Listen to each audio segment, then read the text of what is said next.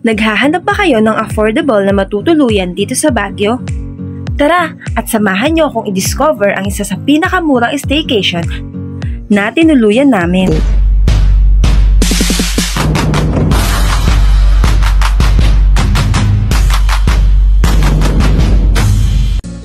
Nakakatuwa dito guys, walking distance lang from Burnham Park. Ito ang Lynn's Transient Homes.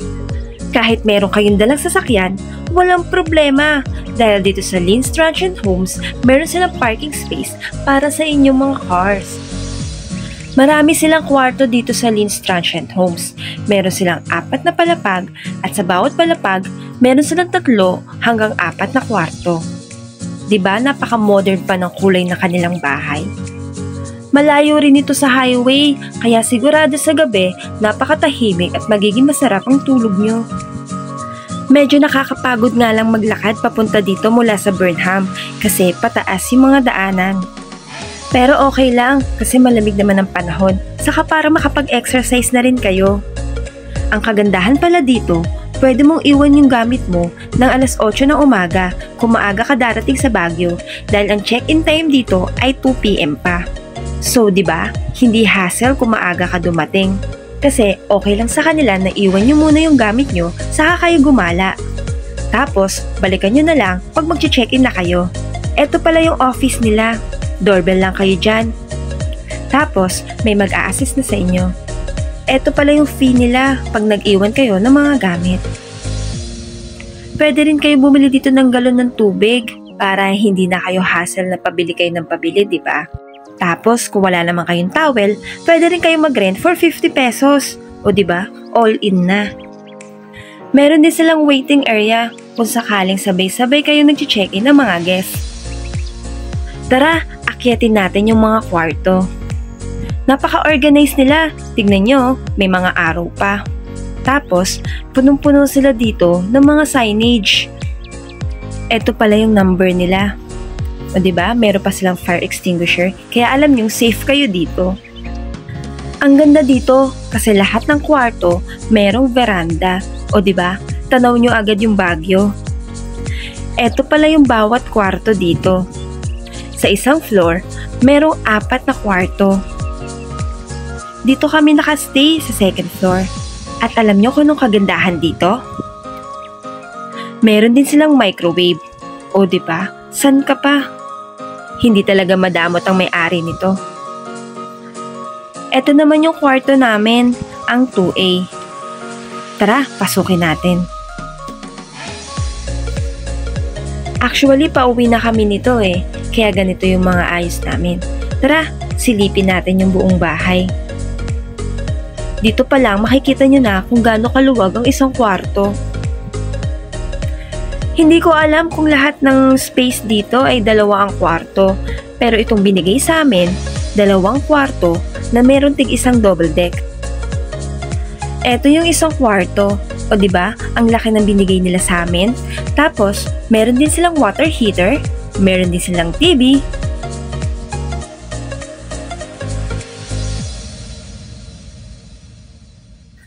meron sila dito mga sample na itinerary saka mga tour kung gusto nyo mag-avail. Meron din silang napakalinis na CR at hot and cold shower. Meron din silang stove kung gusto nyo magluto. Laking tipid nga namin dito Kumpleto rin sila ng mga plato, ng mga baso at kutsara.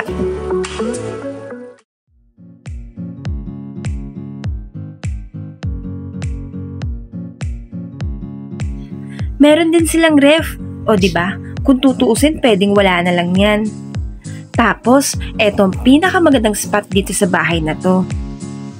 Ang kanilang veranda, o diba, meron pa silang pa-veranda. Kaya lang, sa totoo lang, hindi kami makapag-stay dito dahil sobrang ginaw.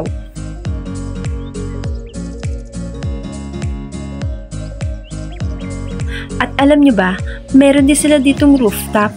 O diba, kung gusto nyo magmuni-muni.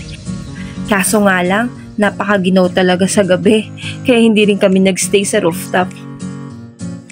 Ang binayaran pala namin dito for 2 nights ay 4,200, 4 na adult at 1 bata.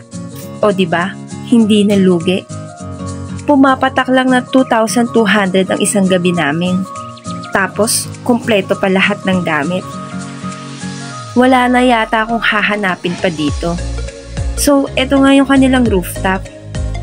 Silipin natin. Nung pumunta ako sa rooftop, puno ng labahan. Oras ata nila ng laundry ngayon. Pero ayan, makikita nyo pa rin dito yung buong Baguio City. Kasi 360 siya. At akala nyo ba napakainit? Hindi, ang ginaw-ginaw pa rin dito. Kita nyo yung mga kabahayan, siguro napakaganda dito sa gabi. Kaya lang hindi ko alam kung matitiis nyo yung lamig. Tapos, meron pa ulit pataas. Akala ko nga yun na yun eh. O diba? Dito, mas kita nyo lahat ng Baguio. Maliit lang to, compare dun sa baba. Pero para mas maganda dito. Kasi mas tanaw nyo lahat. So ano pang inaantay nyo?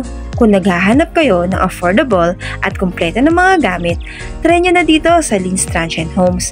Meron silang Facebook, pwede nyo silang i-chat at sigurado magre-reply sila agad sa inyo. Kaya kung tatanungin nyo ako kung babalik pa ako dito sa pinag-stayan namin, oo naman dahil nagustuhan ko talaga. Salamat!